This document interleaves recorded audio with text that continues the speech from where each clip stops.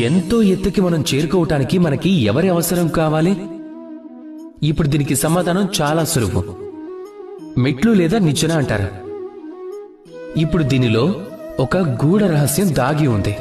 మనం ఎప్పుడైతే వేగంగా మెట్లు లేదా నిచ్చెనెక్కుతామో, ఒకవేళ ఎవరినైనా వెనకాల వదిలేసామంటే వారిని చూసి ఖచ్చితంగా మనం ఇదే అనుకుంటాం కదా. వారిని ఒక హీన దృష్టితో చూస్తాం. ఒకవేళ ఎవరినైనా తోసేసి మనం ముందుకు వెళ్ళామంటే అప్పుడు వారిని చూసి మనం అపహాస్యం చేస్తాం కదా. ఒకవేళ మీ సమాధానం అవును అంటే అది చాలా పెద్ద తప్పు. మీరు ఎత్తుకు చేరుకునే దారిలో ఎవరినైనా కలిసినా అప్పుడు అది మధురమైన సంబంధంగా కలుపుకోండి.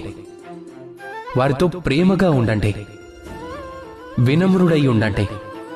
ఎందుకంటే ఏ మెట్ల ద్వారా అయితే మీరు పైకి వెళ్తున్నారో గుర్తు పెట్టుకోండి, అదే మెట్ల ద్వారా మీరు కిందకి కూడా తిరిగి రావాల్సి ఉంటుంది. అప్పుడు ఆ మెట్లనేవే లేకపోతే మీ విజయానికి ఉత్సాహం తప్పకుండా జరుపుకోండి.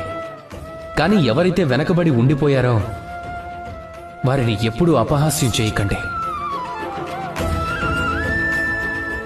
రాధా కృష్ణ.